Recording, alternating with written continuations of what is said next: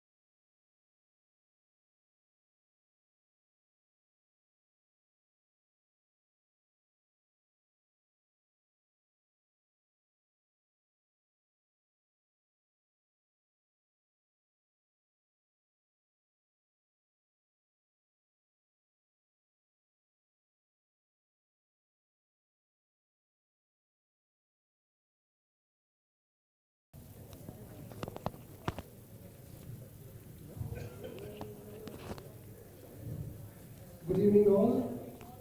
Thank you for coming tonight for our property educational night. My name is Syed and I'm the principal of First National, Toowoomba. I welcome you all. I hope you have a good night. We have invited Aaron, Australia's property expert. He's going to talk tonight. He has got 3 decades of experience in property. So I will hand over to Aaron. Thank you. Thanks. Thank you, sir. Welcome everybody. How are we going? Hang on, I've got too many mics on me at the moment. Here we go. I'll put that one away. Welcome, welcome. How are you going, everybody? Live streaming as well. Everybody turn around and wave to everybody watching us across Australia. So, how are you going? Good, good. Well, I'm Aaron, ladies and gentlemen. I'll be your presenter tonight. So I hope we had a nice little meal and drinks. Just a little bit of housekeeping. The bar's open, so feel free to go up and get a drink midway through. That's all good. If you do have a mobile phone, just flick it on silent. I'm always the one that gets in trouble getting phone calls in the middle of a seminar, so I've got to make sure that we cover that one right across the air. So what we're going to do tonight is we're going to have a relaxed, informal evening. We will have questions, but we'll hold them to the end. So if you've got a question, we love them. Just there's a little notepad beside you, fire it down. We try to do as much paperless as we possibly can to save the green and the trees and all that sort of stuff. So any bit of information that you see here tonight, don't worry, you can download it. We give it all to you. So don't worry about filming me and taking photos and snapshots and all that sort of stuff. It's all there. So don't worry, you walk away with abundance of information tonight. Now, when we host these nights, it's important when you come along to these, you actually get a bit of education. So I'm not a paid speaker. I didn't read a script this morning. I've been doing this for nearly 3 decades now. I've had building companies, development companies. I've probably done over $1.5 billion in property, from everything from developing communities, building houses, right throughout Australia and New Zealand. So what I'm going to try and do for you tonight is give you some education from real life experience, right? Something that you can walk out of here tonight and go, yeah, I learned something. It doesn't matter if you've bought the property or you're about to for the first time, or you've got a bunch of them, or you've got a developer in the room. All of that's good because we're going to cover a lot of information and we're going to move through it. So the real key here tonight is about education. So don't worry, we're not going to reveal the next room and say, come back and buy a bunch of products. There's no expensive courses to buy. It is all about education tonight. So relax, be open-minded, enjoy yourself, get as much out of it as you possibly can, because the next 4.5 hours, I'm going to give you as much information as I possibly can, okay? No, I'll cut it back down a bit tonight, so don't worry. So, knowledge brings confidence, and that's really the key. When we want to go out and buy some property, whether it's your home or whether it's an investment, what happens is we're all sitting there and we all sort of deep down inside, just checking, no one's here for Amway, right? No, we all came for property, yeah? Good, right. So if you want to make some property decisions, you want to be able to do it with confidence and take action when you go about doing it. So all of that comes from processes and strategies and the way that you're doing it. So the real focus tonight, really what I'm going to try and give you is processes, an idea of what you need to do to take action, no matter what you want to do, but do it with confidence and knowledge so you know when you go out there and do it, you're not really paralysed by fear. So tonight we're going to cover a fair bit. We're going to talk about where the market's at. If you're a first home buyer, how to get into the market. If you're looking at buying a home or selling a home, how to do it. And most importantly, how to fund that by, if you're going to get into property as an investment, how to do it safely, how to do it successfully. If you're thinking of lending or you've got a mortgage at the moment, how do banks work and how to make sure that you get the best deal for them. Maybe you're thinking of buying some property in a self-managed super fund, so we're going to cover that as well. So I am going to move pretty quickly because I want to get as much for you as I can, but don't worry, just relax and enjoy. So, where are we at the moment? It's an interesting time in the property market in Australia because for the last 6 months, the market fundamentally has been on hold. One of 2 reasons. The first, the bankers and the lending tap has been turned off. So if anybody's tried to get a mortgage or a loan or anything in the last sort of 6 months, it's been bloody tough out there. But ultimately, all the whispers have been about the election and what's going on. Now, the election's done and dusted, but the real big hot topics out there were negative gearing, what's going to happen with property prices. The negative gearing is going to affect the investors out there, but the investors are ultimately going to affect the overall property market itself. So what's happened? Now, I'm not here to say Liberals good, Labor's good. I'm not going to get in a political debate. That's your own personal thing. But what happens in property markets overall is generally we have an overall sheep mentality of what's going on. So what's happened prior to the election, everybody's been very, very nervous and sitting on their hands going, oh, what's going to happen if Labor gets in? What's going to happen in the market? How are we going to happen? What are our property prices going to do? So we've all held off. So what's happened is the more and more people have held off, the auction and clearing rates have started going down. And then we start seeing things in the paper like auction prices are stopping, property prices are not going anywhere, everyone's holding off. So it starts to become a self-fulfilling prophecy where everybody starts to go, oh, maybe I better hold off as well. It's funny, the day the election was announced, we knew who was in power, bang, it was all on again. Whatever paper you picked up, the property market's booming, people are out there buying. So I think we went from a 30% clearance rate in auctions to an overall 60% the following weekend the auction comes out. And then all of a sudden we start reading in the paper, oh, market's going again. Oh, so we start going out in the market and start look what's going on. So the next thing that happens, we've gone from 60% to 65%, then everybody goes, oh, gee whiz, I better get in the market too. Confidence starts to build, and that's a ripple effect right across Australia. So we're not just talking Toowoomba here tonight, although we're here. I am in Toowoomba tonight, yes, just checking. I do this all around the country. So the idea is that the market overall has really started to get into the go. The thing with the negative gearing thing, which I'll talk about how that works, the investors have gone back into the market. Now, the general consensus, what the Labor policy was, is those rotten scoundrel investors are taking all these property prices and putting them up. Now, they're out there. But what's also out there is the first home buyers market, because what's also happened is that for the last few years, we've had about 110,000 first home buyers enter the market. And then over the election period, we've had the new promise of the new incentive for first home buyers. So they're all out there in droves as well. So the general consensus of the market is that it is definitely on the move. So now is really the most positive time right across Australia to start taking action. Now, in saying that, every place in Australia is also in a very different part of their property cycle as well. So we are going to cover property cycles and help you understand how they work. So should you buy, should you sell, is it your home, should you hold off, what should you do? And if you're thinking of investing in property, where should you go? So all these sorts of markets overall are in a different place, but the general consensus overall, it's definitely full stream ahead. Now when it comes to lending, I'm going to cover the lending subject tonight of how banks work.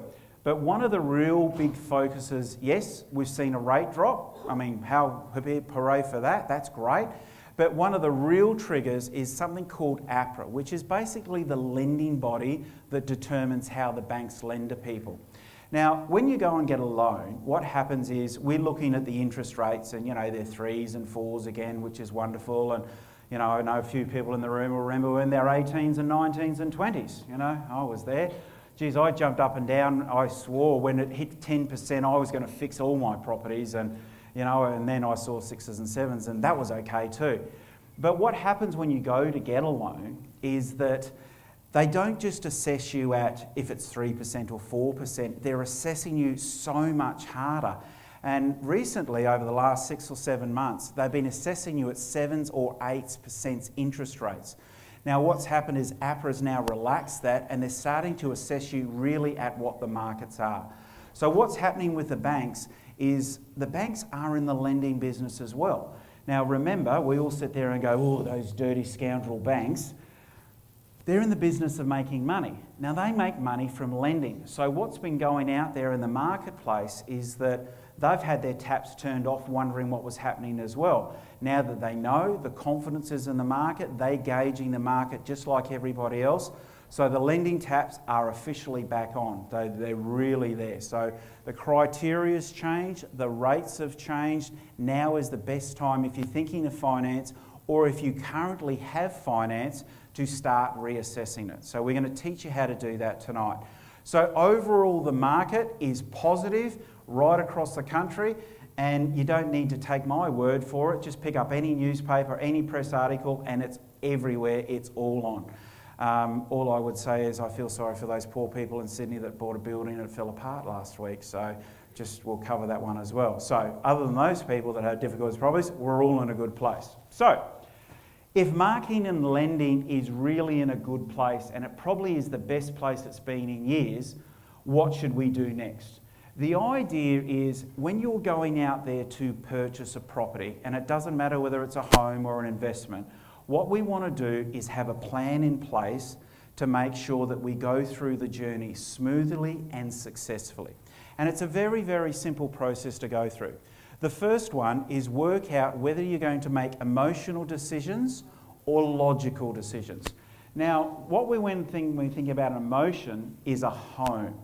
Now, the reason I call that as a want versus a need is that we don't need to own our own home for shelter.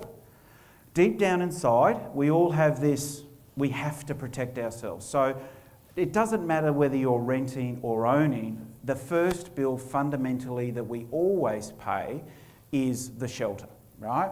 But deep down inside of us, we have this emotional trigger that we all want to own our own home. Would that be fair? Does everyone want to own their own home? Yep, right. So that's a want. Now, don't get me wrong, I'm not saying that the want or an emotion is a bad thing. That's just ingrained in us. But what we've got to appreciate is when we're making our decisions around our home, they are emotional decisions. So we'll guide you through that. So even though you are going to make an emotional choice, we still want to throw some logic back in there so we're making smart decisions. Investing in property is the absolute opposite. It is purely a logical process.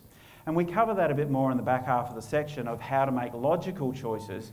But what happens is we get confused when we're looking at our investment property purchases on, would I live there? Would I retire there? Is it close to my kids' schools that they maybe go there?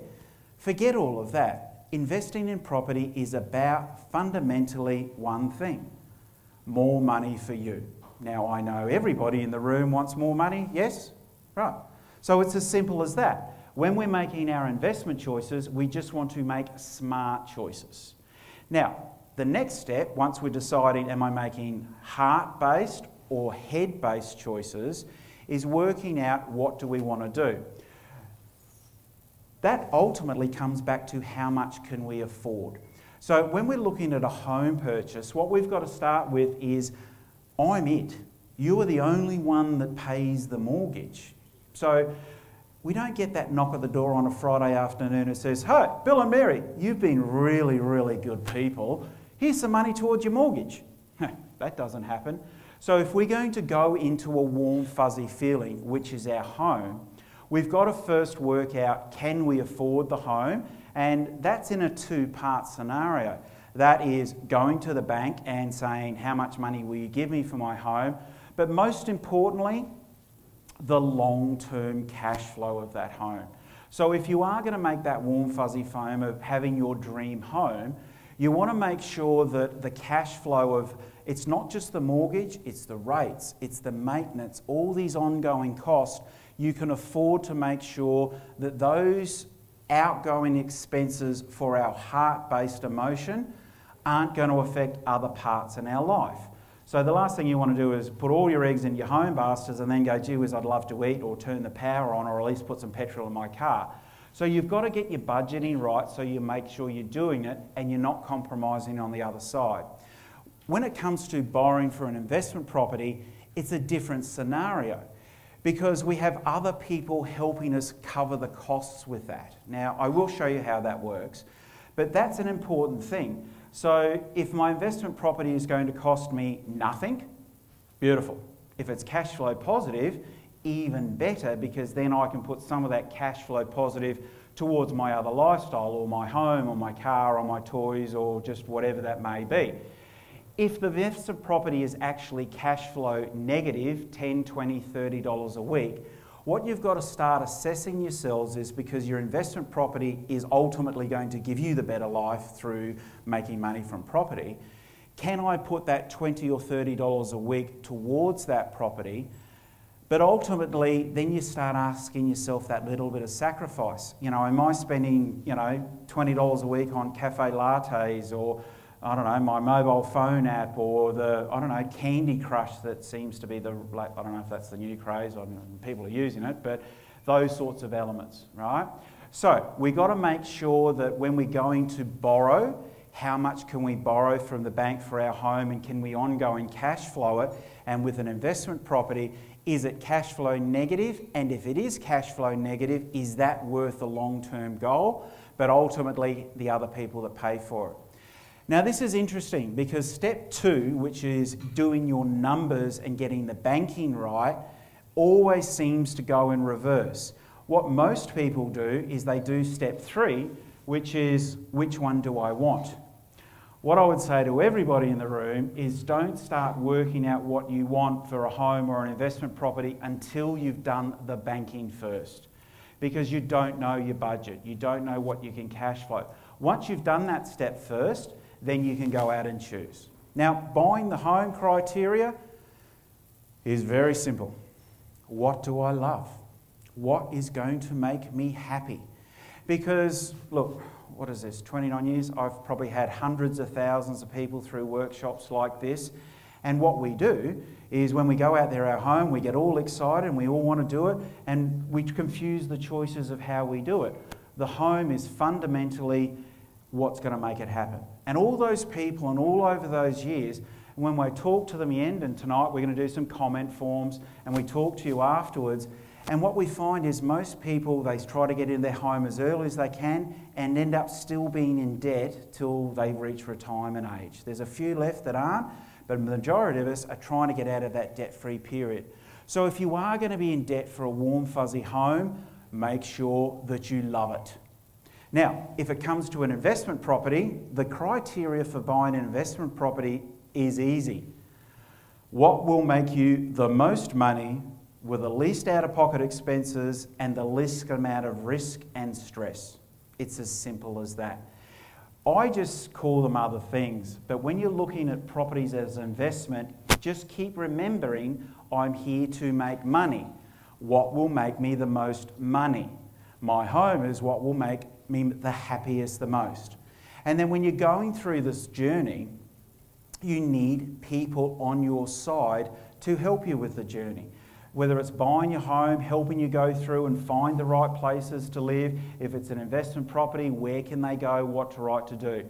So your 4 simple steps are knowing that you want to do it, making the choices to do it, finding out what your budget is doing it, choose the one that you love or the one that makes the money, and get a team around you that can help facilitate that process. So, let's start with getting onto the entry track. Do we have any first home buyers in the room tonight?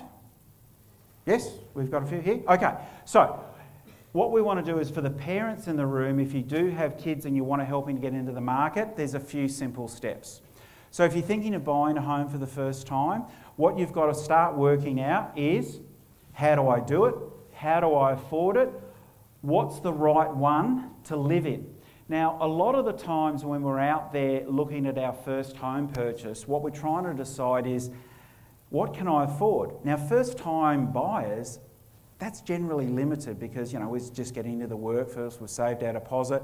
So the question that you then start to ask yourself is, the home that I can actually afford the first time out the one that I really want to live in, or is it a stepping stone? Now, if it's just a stepping stone, maybe you start asking yourself, do I go down the road of investing in property first before I actually buy my home? So what you want to do is this right for me? Is this the right thing for me? And how do I get into the market? Now, the first one is actually getting into the market. So we have what's called a first homeowner's grant. So if you haven't saved up a deposit, you can go out there, the government is going to give you a grant to get into your first home. So the only real trick with this one is that you actually have to live in it for your first 12 months. You can't get the grant, move into it, and then, oh, gee whiz, next day I'm moving out tomorrow. So you have to be in that property for 12 months. After that, that's okay. You can turn it into a rental property as well. Now, part of the first homeowner scheme is a thing called a stamp duty concession. So when you are buying a property, you've got to put some hurt money in, which is the deposit. The grant will help you with that. But the other fee that we have to pay as well is our stamp duty. Now that's a big hit, right? So the good thing with the concessional savings grant is that that will help you eliminate the stamp duty for your first purchase as well. Now there is another scheme out there that a lot of people aren't really aware of, which is actually the deposit scheme. Oh, well, this is the new one. Sorry, I have a tendency of not looking at my slides. I do talk a lot. So is the deposit scheme. Now, this is what's come out of the election.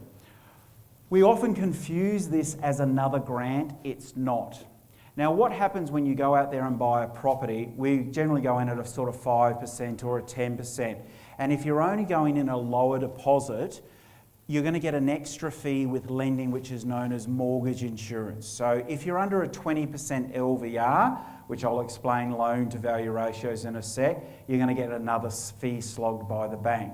Now what the government are doing is that they're saying, look, if you've already got your 5% deposit, we are going to give you another 15% equity as a guarantor, which is going to give you a much better ability to go out there in the lending and all those sorts of things. Now, the savings scheme is a way to help you save your deposit. So what happens with superannuation is that we all know we put all this money away and we can't touch it till 65. Now there is a great incentive that you can actually put your money into the savings scheme of a superannuation, get all the benefits of the concessional tax rates and get the benefits of the superannuation, which is generally a much higher return of just putting your normal, $50 a week into a term deposit or your bank account. So you can then pull that money out of the super scheme to ultimately put towards your deposit. So it's a good way of helping you get there. Now, this is actually my favourite one. Ask mum and dad, for all the mum and dads in the room. Now, if you do have kids and you are wanting to help them into the property market, we often think that we've got to pull cash savings out to help them to get into property. That's not actually the case as well. You can do what's called parental guarantors and use equity in your property to help them get into the property. And when their property's reached a certain equity, you can actually release your security and they're off and running. So if you're thinking of doing it, and for those things, there's a few options for you. And for anybody that's trying to help their kids into the first homeowners market, use the super savings scheme to get a better advantage, better tax for your saving. Use the grant if you've got it. And if you don't qualify for those things and you work with mum and dad to help you get into the market, it's a good way of going. So with first homers, save your deposit, work your butt off, stop going out and having fun, all right? Because all of us in the room that have done it in the past, that's what we had to do. So that's the reality. We just got to work hard and save. So one thing that I raise a lot is that if you are thinking of getting into the market for the first time, maybe do you go down the path of investing first? Now, I've heard this once, I've heard it a million times, rent money is dead money. Now, I agree with that if you put your deposit aside and you go and then go, nah, I'm not going to buy a home, I'm going to buy some clothes and an overseas holiday. That's not good. But if you're looking at renting or staying at home, but then going down the path of investing in property, it gives you a huge leapfrog. Now, look, I can talk from experience. When I was much younger, I finished high school, I was only 16, I worked my ass off, I didn't have any fun, saved my deposit. So when at 18 came round, I went, yep, I'm off to buy my home. But then I discovered how property worked and I went, oh, hang on, maybe I should get an investment property first. After 3 or 4 of those and a few little development projects that I did, I was able to come back at 23 years old and buy my home for cash, right? So sometimes investing first for the first home buyers will set you up for the rest of your life. So don't think that staying in a rental property is necessarily a bad thing. It is if you spend your money, but if you put it into money-making machines, it's another way of getting ahead. So as a first home buyer, we just want to secure ourselves and there's other ways of doing it. Now, if we're going to go down the home path, if you forget anything about buying a home, just remember the little heart. Make sure that we love it.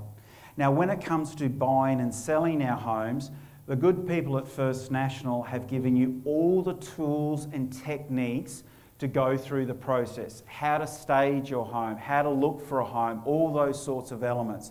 So all those guides, rather than everybody walking out here with a bag, and I know what happens, it all goes in the boot at the end of the night, all those guides are able to be downloaded for you. So if you are in the process and you want a step-by-step process, just go through the guides.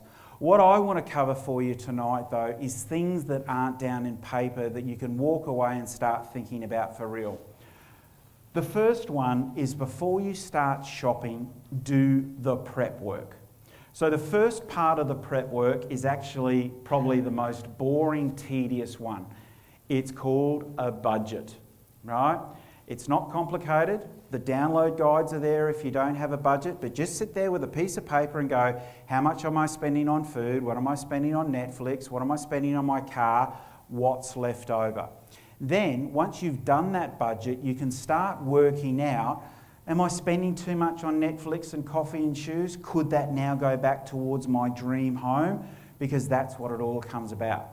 The next one is going to get a borrowing capacity from a bank. Do not go shopping for any property ever until you know what you can actually do. Now, I'm going to cover what a borrowing capacity and a pre-approval is when we get to the finance section, but make sure that you do your numbers and you do your prep before you start shopping. Then, let's have a list. What area do I want to live in, or what sort of dwelling do I want to live in? Ultimately, there's no right or wrong, which is your priorities. I know for a long time, I didn't care where I lived, how big it was, or how grungy it was, as long as I could see a piece of water, because that was my zen. I've lived in many a rundown, little yucky homes in my day, but I came home every night and I looked at the water. I was lucky enough a few years ago to meet the love of my life, and now I've got 2 beautiful children. So I can't have a 1-bedroom apartment anymore. I need lots of bedrooms and lots of nurseries and lots of playground areas. So the locality didn't mean as much to me, more as the dwelling spaces and the bedrooms and what it provided for my families.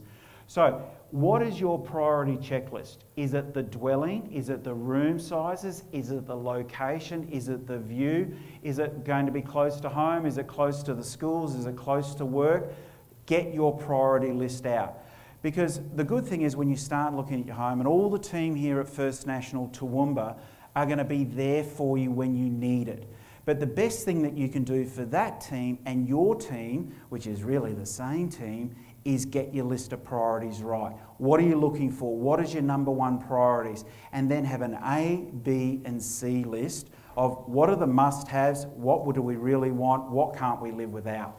Then, is this going to make your future self happy? So we're all going through a different evolution in life. Maybe you're getting married, maybe you're getting divorced, maybe you're a bit younger and you're starting to get some kids along the way, in which case there's no point racing out and buying that 1-bedroom unit if you're going to get married and a few kids, because you'll have to move on to that and get the 3 or 4 bedrooms. Maybe you're a little bit older and you've got some kids that are still living at home and they're reaching 17 and 18 and you're going, come on guys, get out, right? And maybe you're looking at downsizing. Because when we're getting in and out of our homes, we think, you know, I'm going to be there 5, 6, 10, 15 years for that home. Make sure if you're out there today looking at what you're going to do, is this going to make your future self actually happy, or are you going to have to start changing around again? Now, if the dream home is there, can I afford my dream home? In which place? Wonderful. You're off and running, you meet all your criteria. The next question then is, if you can't afford the dream home. So if you've gone out, you've done your budget, you've got your borrowing capacity there, then you can start coming to the team at First National again and saying, right, I know here's my wish list, here's my budget. Now you might spend a month, 2 months, 3 months in the market going around to all these homes, and then you start to realise, well, those aren't my things. So what you've got to start doing is making sure that your priority's right, so you start looking at the products. So if you do find the right one, then you can take action. Now the other one too, because it is a warm fuzzy feeling, I like these questions a lot. Can I afford to do it? Am I overextending myself for that warm fuzzy feeling? And is it going to affect my future self from a financial perspective? So these questions are very, very important when it comes to how do you make the right logical choice when it comes to an emotional choice of your home. We all want you to have a great home, we all want you to love it, but we just want to make sure that you're doing the right thing. So, how do we pay for our home? There may be one or two people in the audience that can actually pay cash for the home. Is there anyone in the audience tonight? No, just checking, because we're all going to come back to your place afterwards, right? So, if you can't afford to pay cash for your home, then what we need to do is go to the banks. So how do banks actually work? How can you get money from them? Now, banks work on basically two criteria. One is what's known as loan to value ratio, or LVR, and the other one is DSR, debt servicing ratio. So LVR is basically how much skin you've got in the game, or your deposit, and debt servicing ratio is your ability to repay the loan. So from a mathematical perspective, if you're going to go out there for the first time, you're going to save a 5 or 10 or 20% deposit. So if you're looking at a property at $500,000 and you want to put a 20% deposit in, you're going to have a loan to value ratio. If you're putting bigger or less deposit in, well, you get loan to value ratio is going to be separate. Now, that's an easy one to calculate when you're going out there to buy a property for the first time. Now, some of the people in the audience may already have a property and they're thinking of buying another property, whether it's another home or another investment property. Now, in this case, what we have then is what's known as a combined loan to value ratio. We're often confused or paralysed to take action because the first time out of the gate when we're trying to buy that property, it's just tough. We're saving, we're saving a deposit. And then we think, oh, I'm going to buy another property or an investment property, I've got to go through that pain again. That's not the case. If you have equity in your property already, you can use that equity to then go and buy another property without another deposit. So it's known as a combined loan to value ratio. So if you've already got a property at say $600,000 and you owe $450,000, your LVR is now at 75. If you go and buy a property at $400,000 and then borrow all your costs, because when you're buying a property, it's not just the purchase price, you've got to pay your stamp duty and legal fees and all those other things as well. You could actually borrow those costs as well. So what would happen then is that you've got your current home, your current debt, you buy your other property and borrow all the costs. So now we've got a combined loan to value ratio. Now the next one is what's called DSR. This is serviceability. This is very simple to understand. How much money is coming in and how much money is coming out. So if you've got an income, whether it's your wages or you're self-employed, maybe you've got an additional form of income, i.e. a share portfolio, or you're renting one of the rooms out to, a cousin, an auntie or B&B, and you've got a bit of extra cash flow there. So they're going to look at all of your income and then you're going to look at all of your outgoings. And what the bank basically says at the end of that, is there anything left over? Right? So they work generally on a ratio. But one thing that's changed on this, certainly over the last few months, was that prior, if you went to a bank, you just basically told them what you earned. Now, they're actually looking at your bank statements. So how much did you spend on Uber Eats? What did you download last week? All those sorts of questions. So if you are thinking of doing a loan, what I would be saying to you is stop ordering Uber Eats and cancel your Foxtel subscription. All right? Now, there's a few things that will also hurt you. Does anybody know the most detrimental thing when going for a loan? Is anybody out there? Credit cards? Yes. What else? Credit rating? Yes. No other thoughts out there? We need more drinks flowing, guys. It's pretty interactive here. It's actually kids. All right? Banks are going to assess your children at a minimum of $20,000 a year. So if you've got any 17-year-olds at home, just make sure that they move out for a little while whilst you're going for a loan application, okay? So what you've got to look is, if there's more money that's going out than coming in, it's going to get tough. So you've got to start tightening the belt there or reassessing things. So banks are pretty simple in that regard. Now, this is really the key to understanding finance of how getting the better deal. You need to shop the banks. Okay, so many of us just keep going back to the same one bank over and over and over because it's time consuming, or we feel lazy, or it's just too hard. There is a lot of lenders out there. There's 40 of them out there. So what you want to do before you start shopping on any sorts of property is go and get what's known as a borrowing capacity. Now, most people think that you want a pre-approval. What a pre-approval is you're actually going to the bank and filling out an application and applying for credit. So even though you may be pre-approved for a loan, you're still subject to valuations and other criteria. So you may still think you got a loan, but you don't really yet. So the fact that you don't really have a loan yet, the drawback is that you've actually got a loan on your file. So you're now tied to that bank already, and that's on your file now. The difference with a borrowing capacity is that when you go to a finance broker, what they're going to do is they're going to get all of your criteria and shop you to all of those banks all at once at one time, right? So it's not like you're going to go to one bank today and you go to another bank in a month's time, another bank after that. The brokers do it all instantly in one hit. Now, the real power to this is getting the real borrowing capacity.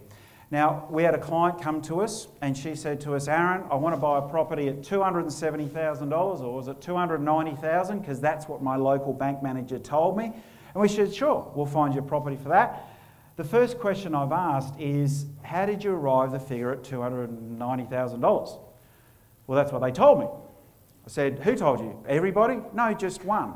So once we put them into the loan criteria, we actually found that that person could really borrow $560,000. Now that's a massive swing. Now if you're thinking of buying a home, that's a poor home or a good home, or if you're thinking of buying an investment property, that's maybe one property or even two.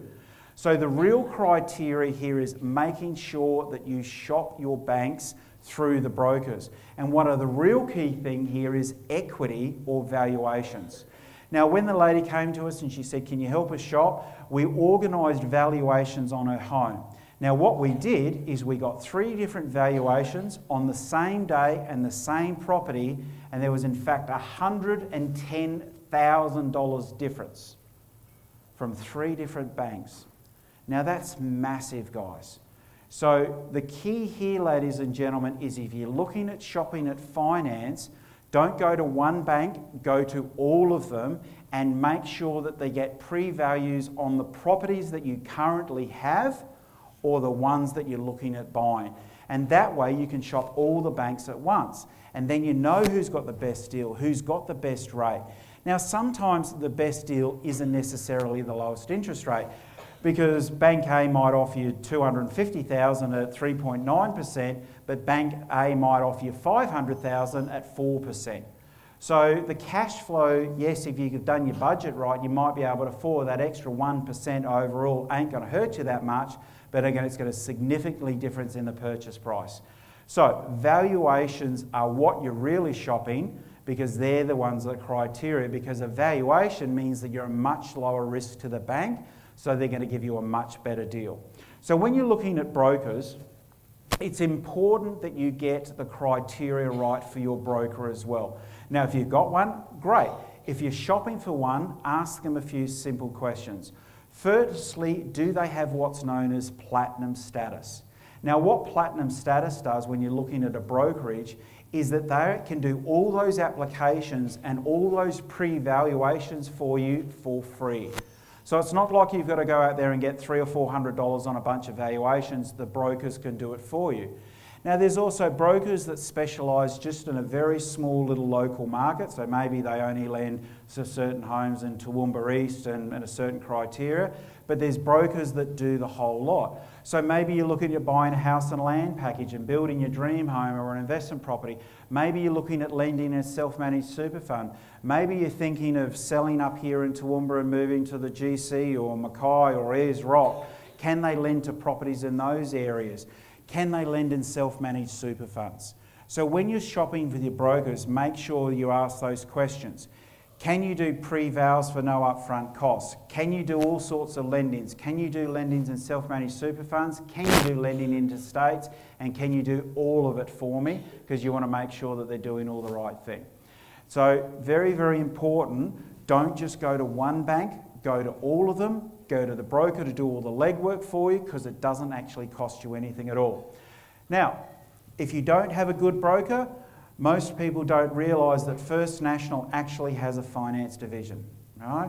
So if anybody in the room wants some help with finance, if you currently have a loan and you want to get a better deal, because there's a lot better deals out there in the last few weeks, or you're looking at buying a property and you don't have a good one that answers all the questions, come back to us and you can talk to our brokers and they'll do it all for you free of charge. So, brokerage, LVRs, DSRs, most importantly, shop your banks, shop your brokers, and make sure that the brokers shop the banks for you and you shop your vals. So very, very important. So, if we're thinking of buying a property for investment now, this is not a complicated scenario. It's when we go through the process, it's actually very easy.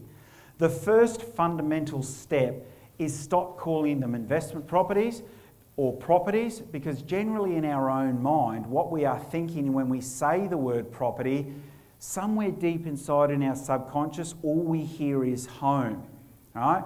Now, if you're going to go out shopping for an investment property and you are going out with somebody, your partner, significant other, whoever it may be, write these little words down.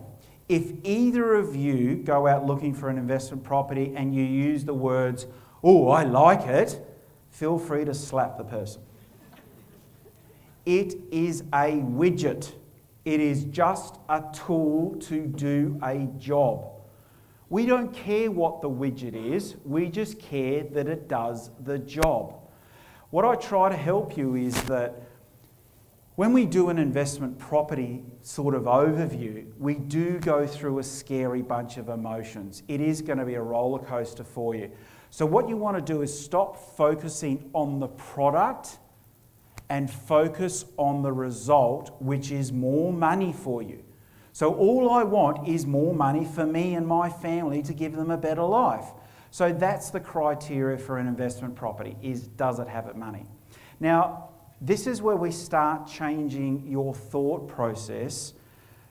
Stop asking, do I want one? Everybody wants one, but we never take action on wants often all the time.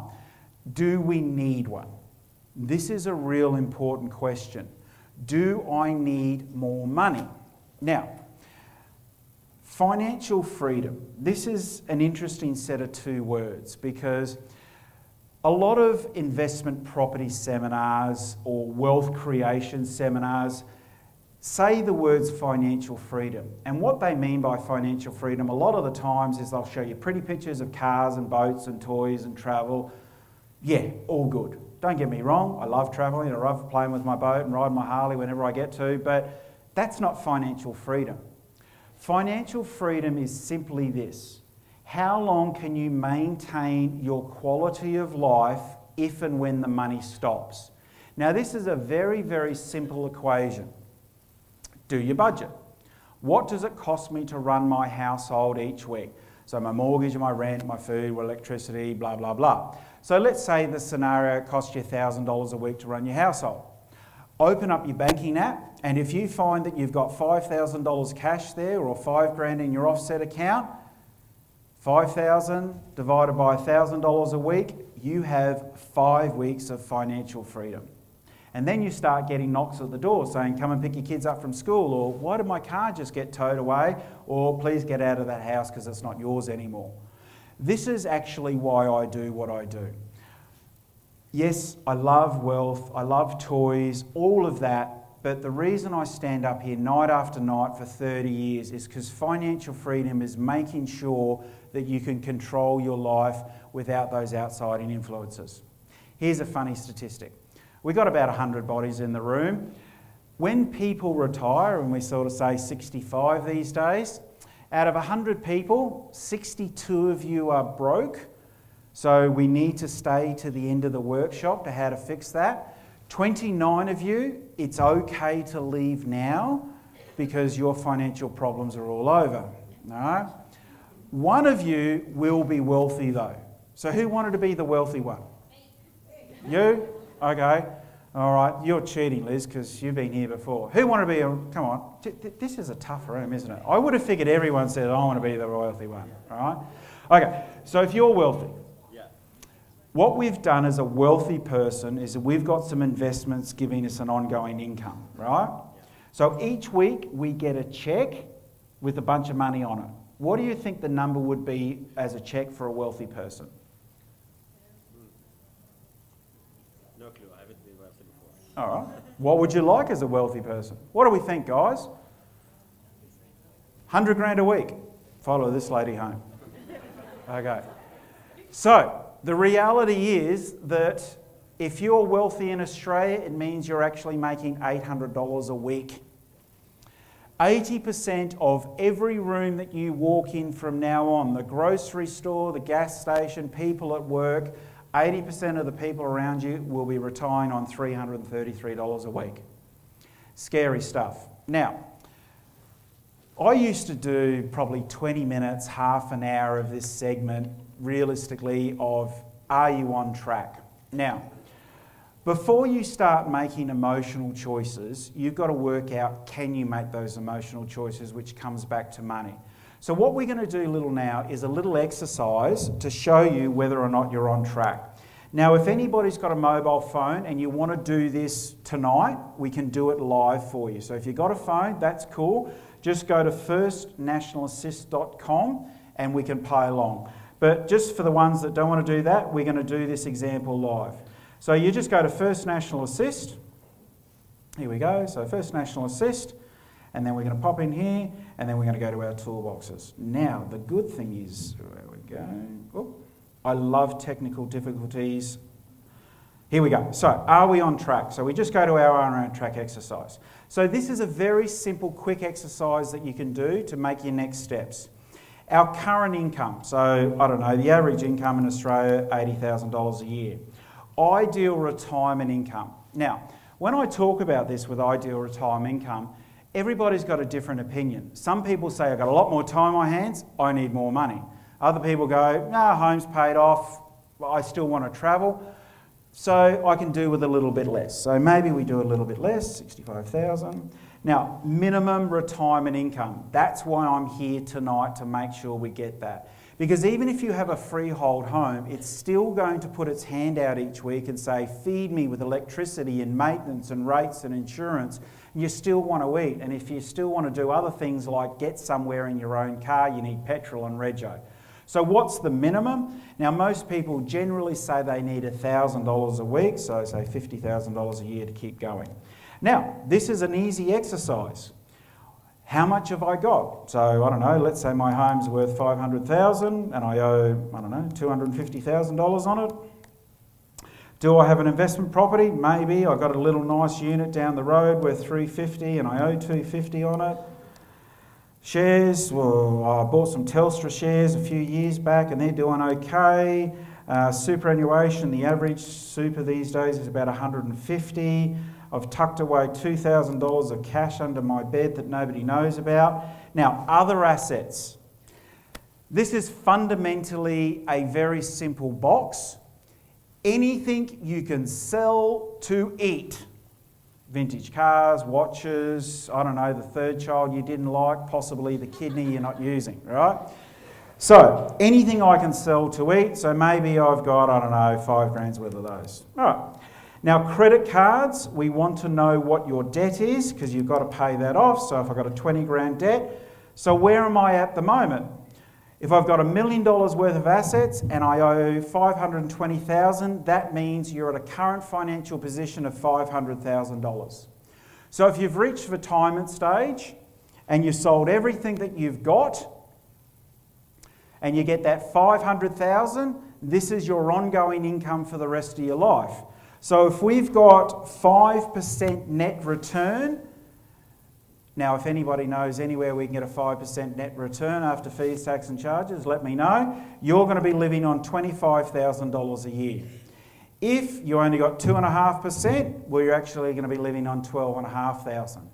Now this is where things start to get a bit interesting, because you're going, yeah, but Aaron, I got my home.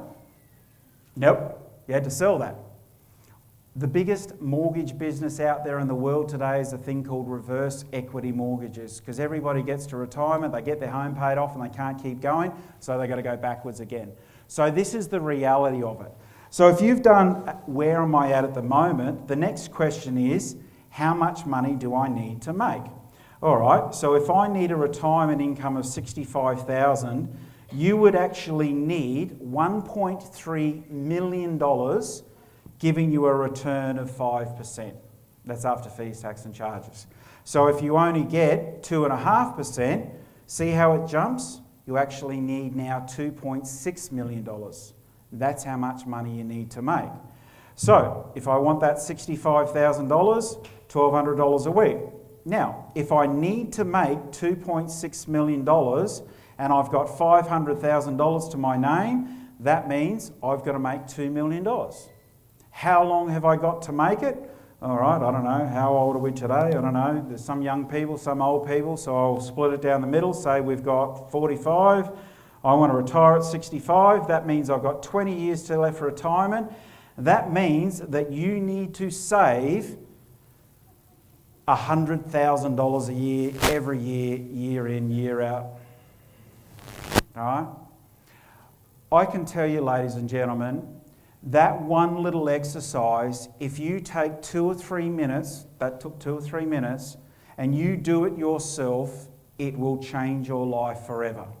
Now, you can understand why we actually have an open bar, because if you've done that exercise, you probably go, give me another drink, please. But honestly, guys, all our decisions around our home, our lifestyle, our family, all comes back to money. I wish I could wave a magic wand and make abundance for all of you, but if we want anything in our life, we need money. Any decision that you make walking out of here tonight, do this exercise, because it'll adjust your priorities of what you actually need to do. So, are we on track? So, if we're not on track, maybe we need to buy an investment property. So if we're going to buy an investment property to help us build wealth, how do we do it smartly and actually do it successfully? It's funny, over the years, I've seen every book, every seminar there is, and people buy 100 properties in 7 years and build your portfolio. Don't waste your time building all these properties unless they're actually making you money, okay? Just having them isn't the point. Having the ones that make money is. So if we are going to do it, what we have to start to do now is making decisions around our head and not our heart. All right? So every choice you make around an investment property and what you're going to choose is what will make me the most money. Simple as that. So what we start to do now is working out what will make me the best one, not justifying what one you want. Oh, it's close to me, or I'm going to retire in it, blah, blah, blah, blah, blah. Chuck all of that away. What's going to make me the most money? Now, there's lots of different strategies. Renovations, old, new, houses, developing. Ultimately, the good thing about property is even if you buy a bad one and hold it long enough, it's overall pretty good. Now, I'm not here to debate the different strategies. We have different workshops where we cover renovations for profit, developing, all those sorts of things. I'm going to give you a bit of an overview tonight, but the key is make sure you get the right one for you. So let's just deal with the basics of fundamentals. The first one is, how the hell am I going to bloody pay for the thing? If you've got a home at the moment, we struggle, right? Every day we're going, yeah, we love it, we love it, we love it. I'd love to take my kids to the movies, or I'd love to buy some new shoes or go on a holiday. but we're struggling. So the thought of actually buying another property, how the hell am I going to pay for that? The big difference with that is with an investment property, other people are helping you cover the costs. Now, the rent is pretty self-explanatory. Somebody else lives in it, they pay us rent. The tax is the bit more confusing component of that. I'm getting myself caught up here. So how does the tax work? This is this negative gearing thing we've been talking about. I'm going to make it really simple for you. If you buy an investment property, you're entitled to what's known as tax deductions. Now, there's the tax deductions which are known as cash. This is basically the money that you spend to run the property. So the mortgage, your rates, your insurances, paying your property manager. The big one out there that people are concerned about is maintenance. Now, yes, that is tax deductible, but you've got to spend it first. So if you're going to buy an investment property, you want as little maintenance as you possibly can. The other one is known as depreciation. So as things get older, you get to write a percentage of them off, right? So with a house or an apartment, you've got two types. One is the physical cost, so the bricks, the mortar, the roof, the slab, and then you've got your fixtures and fittings, or if you've got a Kiwi in the room, your chattels. So carpets, drapes, light fittings, doorknobs. Now they all depreciate at different rates over a different period of time. So you have your cash deductions and your depreciation. Now they make your deductions as a whole. So how does it work? If you have an income, we have the lucky privilege of paying some tax. When you buy an investment property in your own name, the rent is going to increase your taxable income. Now, if the deductions are actually less than what your rent is, you're going to end up paying more tax. Okay, so we're starting to get confused of positive gearing, negative gearing, positive cash flow. If the deductions are greater than the rent, you will actually have a lower taxable income and then be entitled to a rebate. So mathematically put, let's say you're on $100,000 a year. If you buy an investment property and it's got $20,000 rent, your taxable income is now $120,000. If you've got $40,000 worth of deductions, you're still earning $100,000, but now you're only paying tax on $80,000. So the difference between $80,000 and $100,000, that means that you're going to get a tax rebate.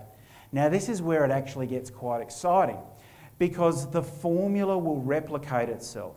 So we bought investment property 1, we're earning $100,000, paying tax on $100,000, now we're only paying tax on $80,000. Buy investment property number 2, we start our assessment criteria actually at $80,000, not $100,000.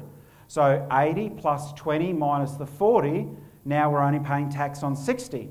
Investment property number 3, starting at 60 plus 20 minus 40, now we're paying tax on $40,000. So depending on the properties, after 3 or 4 of them, you can actually have a zero taxable income. And all of that money that's going towards your tax, now just take 30 seconds, not even 30 seconds, take 2.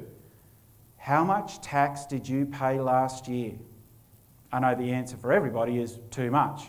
That's the power of property, is that you can use that tax to now start building your wealth. So, with the tax rebate, what also happens is we have an issue with our cash flow, because some properties might be $50 or $100 a week short, and then all the year we're struggling to look after our property, and at the end of the year we get a tax rebate and we get $5 or $6 grand back and we go, yay, Fiji!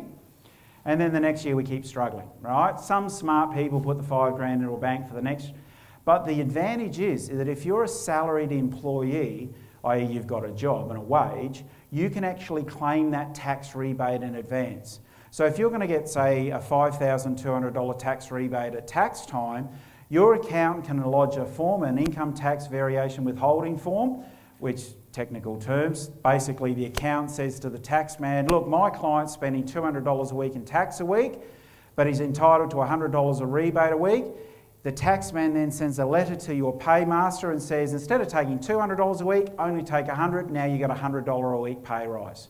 So that helps you with the cash flow with an investment property. So it's a very, very powerful tool. Now, we're only talking money in this segment. So when it comes to money, we're thinking of a percentage return. So that's generally how the population thinks. We go, all right, I'm going to put some money out of my back pocket and I want a return on it. So generally we think of the bank, or we think of shares, or we think of property. So what would you consider to be a good percentage return, audience, if you're going to put some money away? What do we think's good? Anybody? Hello? Just checking. Yes, sir. At the back? 5%? Any advance on a 5%? 10%? Would you be happy at 15 then? Okay, so here's a little experiment for the audience. Close your eyes for a moment. Raise your hand if you think you would love 100% return on your money. I didn't see everybody's hands go up, all right. Now you're sitting there thinking to me, Aaron, Ponzi scheme, 100% on your money, my God, it doesn't exist. Let me show you, we're going to reassess what actually means a good return on investment. The problem is when we're trying to work out what's a good investment is we confuse the variables with the return. The only way you can judge an investment is how much money do you pull out of your pocket and what do you get at the end of it. So what we're going to do is a little experiment. Who's got $10 in their purse or wallet here tonight? Yes, ma'am? Come up. Play in the red top. Okay. Yes, please.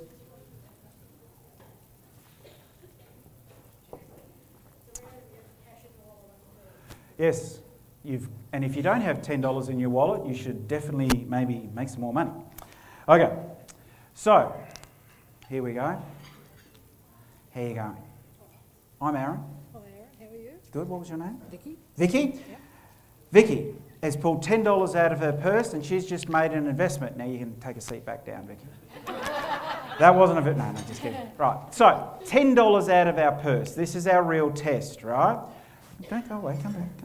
No, I'm not going to buy. Well, maybe later, but that's all right. Okay, so we've pulled our money out. So I'm going to be the bank today. So if Vicky, yep, Vicky, she gets her $10 back, but she didn't make any money. She didn't lose any money. Not so good. But if she got $10 plus another 10, what was your percentage return? 100%. 100%. We all agree with that? Does that make sense? This is where we get confused. We put the $10 in and that investment, I don't know, I've got a green one today. Ooh, Holly, you didn't see that one, did you? Just talking to my wife at home. All right, we all know that story. So, if the investment bank actually made 100, but then we got all the fees and charges, I don't know, capital gains tax, property management fees, rates, insurance, whatever it may be, we often get confused by that. But if the investment made 100, but then we got all the fees and charge sucked up, and you got your 10 back, and after all the fees and charges you got another $10 back, did you still make that? Quick this one. Did you still make 100%? Yeah. Did it matter what the investment cost to run? No. Are you still happy? Yeah. Wonderful. Yeah. Grab a seat. See you there. No, keep it. You help me out. All right. So, how does it actually work in property? Oh, I better not leave that one around, I'll get in trouble. Okay, so how does it work? Investing in property, there's different scenarios to normal banking, right? If we're going to put $50 a week or $1,000 into the bank account, you're going to get a return on what it's cost you. Property's completely different. You get the return or capital growth on the value of the property, not what it's actually costing you. It's called leverage or gearing, okay? The other one's my favourite, other people's money. Now, in most circumstances, if you've got equity already, you can borrow 100% of the property. And then you're going to get the renter and the tax man to help you pay it off for you. So we have all these other people now invested in our wealth creation scheme to get us where we go. So how does it work from a mathematical perspective? What I'm going to do is just bring some numbers up here just to show you some simple examples. Right? So where are we here? All right, so this is just a very simple cash flow. All right? Now, don't get too caught up on the price of a property. I normally just do an example of $500,000. Now, when I'm in Sydney, that's a driveway. When I'm in a small country town, we can buy the town. So I'm just trying to do an average here. So if we went out there and bought an investment property for, say, $500,000, we've got our purchase costs. Now, I know that's a bit small up there on the screen, but basically we've got stamp duty, we've got transfer of titles, and you're going to pay a lawyer to do your conveyancing. So we've got sort of $18,500 in there. Now, in this scenario, I'm just going to do a simple case where we've got a property already and we're not going to put any money in at all. Okay, so we put no money in up front. So we're going to borrow the full $518,000, so we're negative at the moment. Now, the average capital growth across Australia ranges between 7 and 8.5% for the last 30 years, so I'm just going to do that as a baseline. And the rental per week for a $500,000 property in Australia is on average about $20 below the market. Most people work on, say, $1 per thousand, so if you're going to buy a property at $500, you get $500 a week. Now again, this is an average, so I'm just trying to do a scenario for tonight. Then we've got an interest-only loan. Now they're back in the threes, so if we do it at 4%, that'll give us a bit of a ballpark. Now then we've got our rental expenses. So what I'm going to do for this first scenario is we're going to pay a property manager to look after it for us. We're going to have some rates, but this one here, insurance, this is a big one. Now, if you're going to buy an investment property, yes, we want to make sure that the tenants don't burn it down, right, or a truck drives into it, so we've got to have the actual physical insurance, but you don't need to insure in case their TV gets stolen. That's their responsibility. But one insurance that you must have is what's known as landlord protection insurance, okay? So if they trash your house, you get a free reno and all the repairs. If they break their lease and take all the rent, you're covered. So I want to make sure that anybody that buys an investment property gets some landlord protection insurance. Now they vary from $280 to $330, so I'll just put $300 a week in for that. So we've got all our costs covered now. Now this is where I'll just do an income of, say, $85,000 a year. So let's do the numbers. The numbers that we have here is that we're going to get $25,000 in rent. We've got an interest-only bill here of $20,000, nearly $21,000, and we got our outgoing costs. So at the moment, we're only $660 a week behind. Now, we're going to get our tax deductions there, which is our depreciation. So in this scenario, and this is the biggest confusion that we have in the investment world, most people think negative gearing is negative cash flow. That's not the case at all. In this scenario, our clients have actually, or this client here, which is Mr. Imaginary Person, $37,000 deductions, so they're actually going to get a tax rebate of $4,000 plus the rent means that they're actually cash flow positive $3,700 a year. So you bought a property, and if it was new, you got no maintenance, no repairs, nothing, and you're still in front. Now that's not a bad scenario. So I'm a bit of a worst case scenario sort of guy. So what are the worst case scenario? The interest rate goes up, all right. So why don't we jack that up to, say, 5%? Now, what is one of our biggest fears that we have in investment property? What's one of our concerns? No tenants. Perfect. So if the market rent is telling us that we bought a property for $500,000 and the market's telling us its rental is at $480,000, how do you think we could fix the no tenant problem? Drop the rent. Not complicated. Drop the rent. So, where do you think we would need to drop it down to? $475, $465, $450? Why don't we kick it in the guts at $430 a week? Have we got a tenant now? Bloody oath we do. We've got a queue down the street. So we've now got a high interest rate, we've got a low rent, we've got tenants covered, all these sorts of things, and now we're negative $23 a week. One latte or maybe possibly half an avocado. All right? So, $23 a week. So how does return on investment actually work? You put no money in up front, it's costing us $23 a week or $1,100 a year. So in 10 years' time, what have you spent? 11 grand? So what would be 100% return on 11 grand? 11 grand. So let's go up to our property values here. Where are we?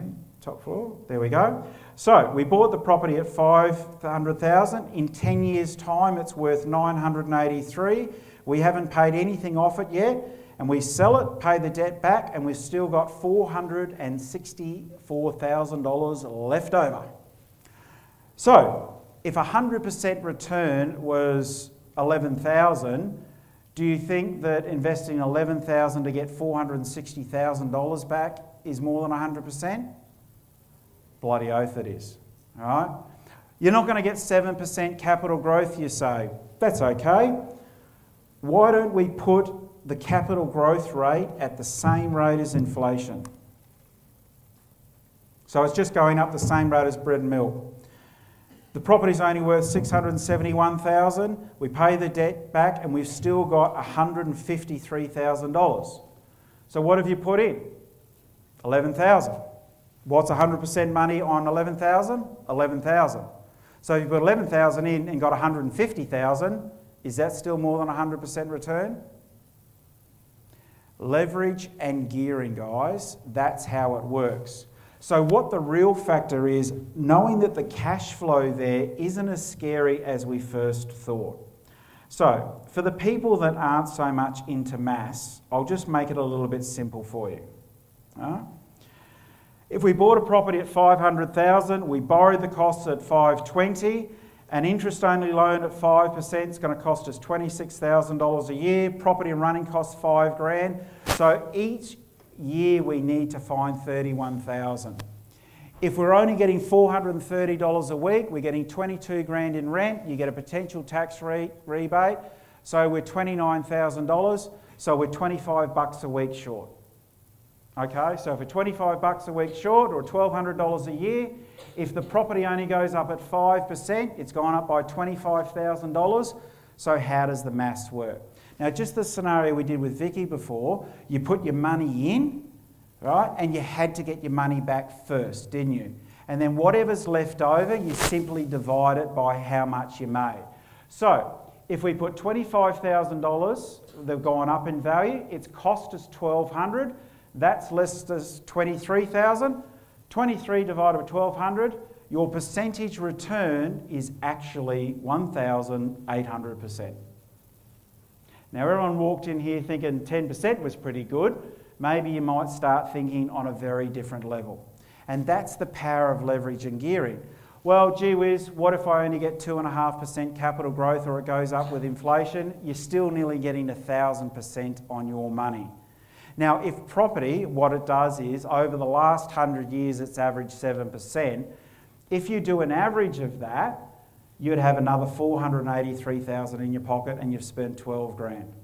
So even if you paid capital gains tax, even if you didn't get the capital growth rate, the return on investment, if you apply leverage and gearing and other people's money, is a very, very powerful tool. That's how you get the home of the dreams. That's how you pay your home off cash. That's how you put your kids through good schools. That's how you have nice cars and holidays.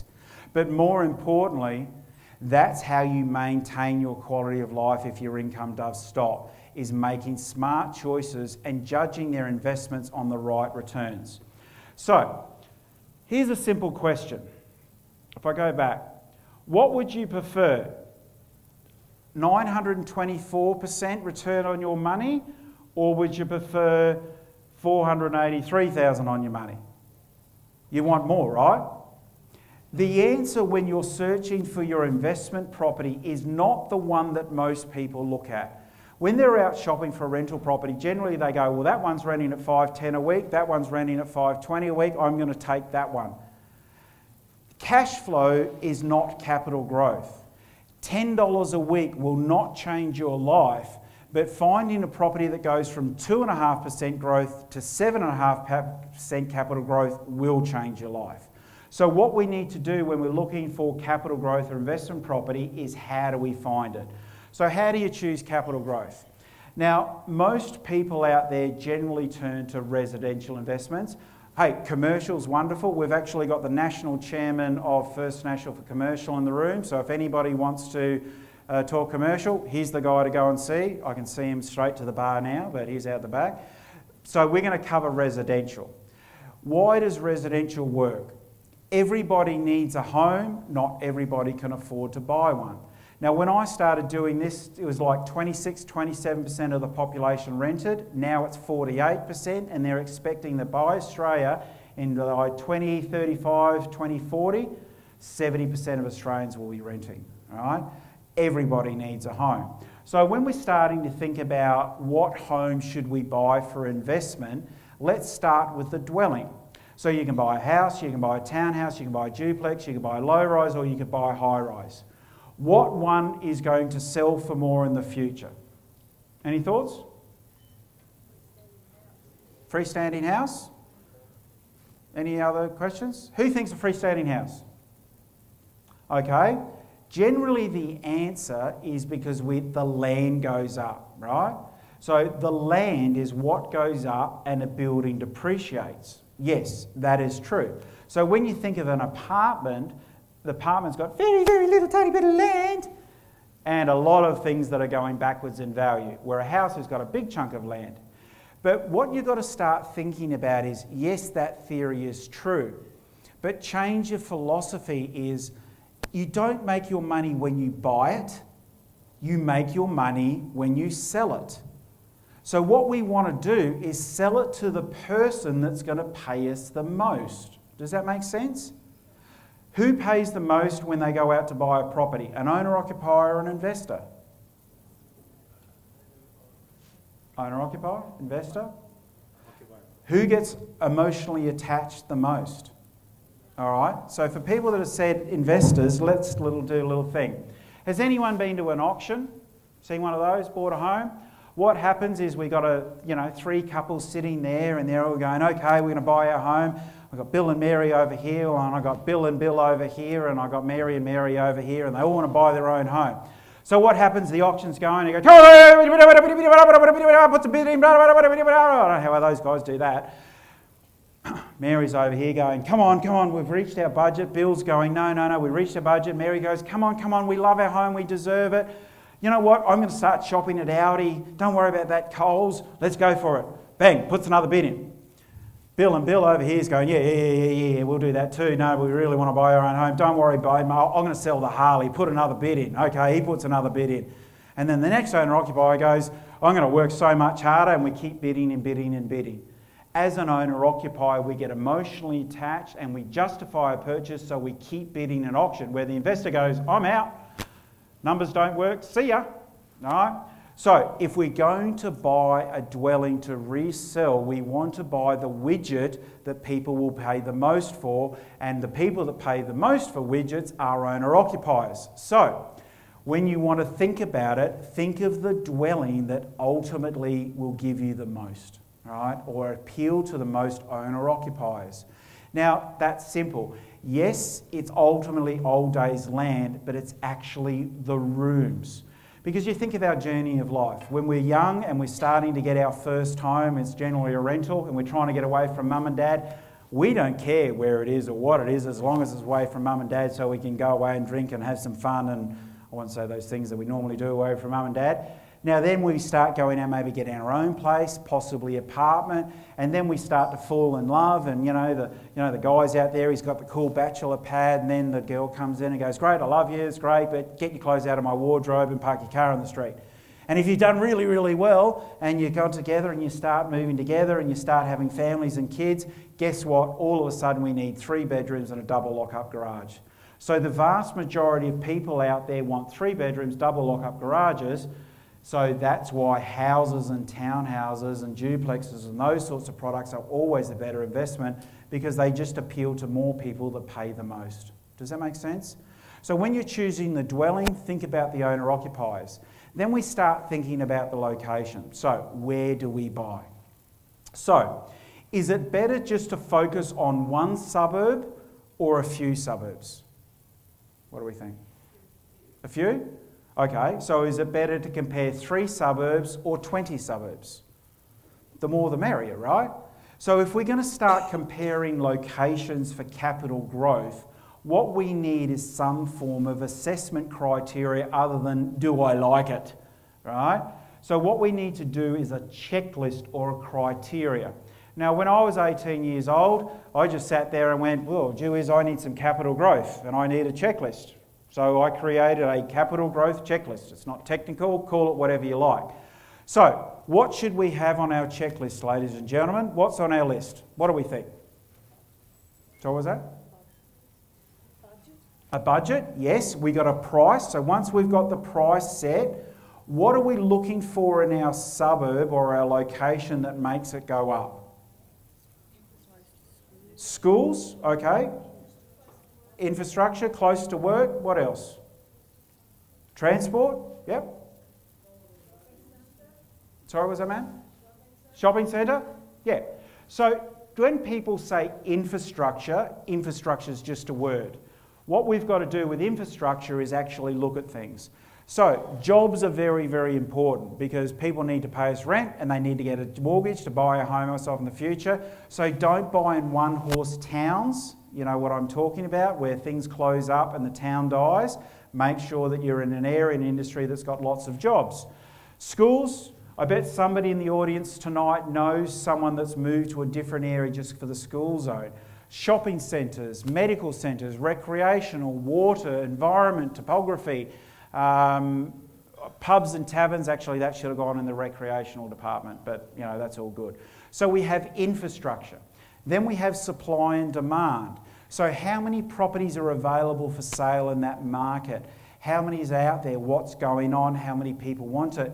But the big factor that a lot of people don't consideration is zoning and future zoning. Because what happens is we get a nice leafy suburb, great, all of a sudden there's a zoning in place and 10, 15 townhouses or high-rises pop up and the supply and demand ratio's gone completely out of whack. Population growth. You always want to be in the biggest city that you possibly can with the biggest population growth simply because there are more buyers out there, right? So, and what sort of dwelling do they want?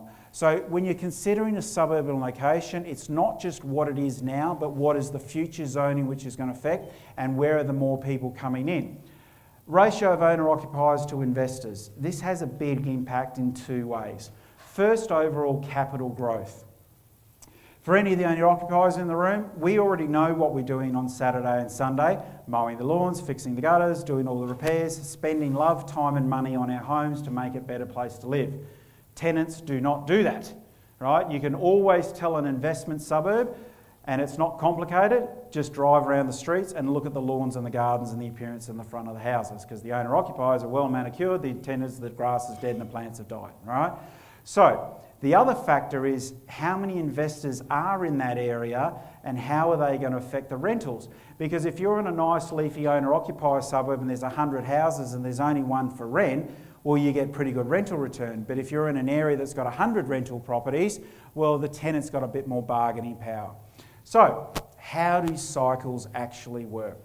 It's so funny because we focus on all these things first, but the reality is the property cycles is really what you've got to start with. Now, what happens in Australia is we have these things to property cycles. Now, on average, a property cycle runs between 8 and 12 years, okay, from it going all the way around. That's sort of how it works. Now, some cycles go in 8, some go in 12, but that's the average. So rule of thumb, that's why they say property doubles every 10. But the reality is this, it doesn't double in 10 at all. Because on the downward cycle, let's say it's 5 years at an average, you ain't getting any growth at all. In fact, sometimes it's even going backwards.